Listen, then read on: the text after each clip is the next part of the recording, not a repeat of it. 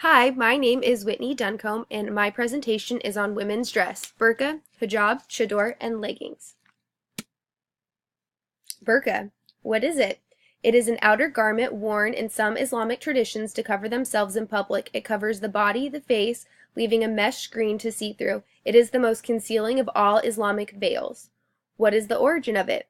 The exact origin of the burqa is unknown, but similar forms of veils have been worn by women in countries such as India, Pakistan, Saudi Arabia, and Afghanistan since the beginning of the Muslim religion in 622 CE. Who wears it? The Quran calls for both men and women to cover and be modest. Like many other religious scriptures, the reference on how you dress is open to interpretation. It has changed over the centuries by many different nations. When is it worn? The age of when you begin wearing the veil varies with culture. Some societies, you wear the veil when you are married. Others is when you've hit puberty. It's like a rite of passage for girls. Some women stop wearing them when they get to the age of menopause, while some wear them the rest of their life. Next is the hijab. What is it? A hijab is a veil worn to cover the head and chest. Traditionally, it is worn by women to maintain modesty and privacy from unrelated males.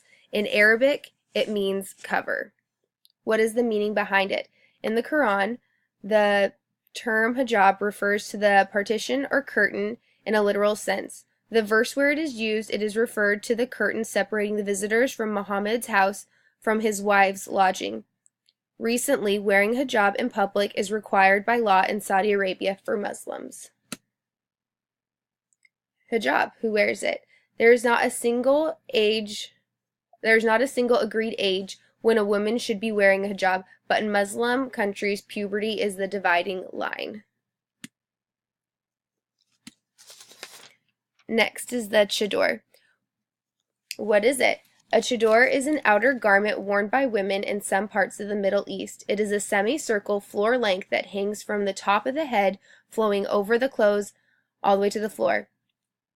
Flowing over the clothes underneath in order to hide the shape or curve of a woman's body. In Farsi, it literally means tent. It is worn with a hijab underneath.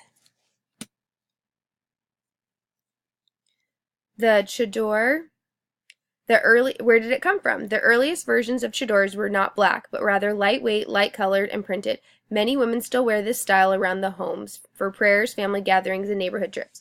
The black chador traditionally does not have embellishments such as buttons and embroidery, but some later versions have incorporated these creative elements. The popularity of the chador has varied through the years. Since it's largely unique to Iran, some consider it to be a traditional national dress. It dates back to at least the 17th century CE. During the rule of Shah in the early 20th century, the chador and all head coverings were banned. Through the next decades, it was not outlawed but discouraged among the educated elite. With the revolution in 1979, the full covering was reinstated. Many women were pressed to wear black chador in particular.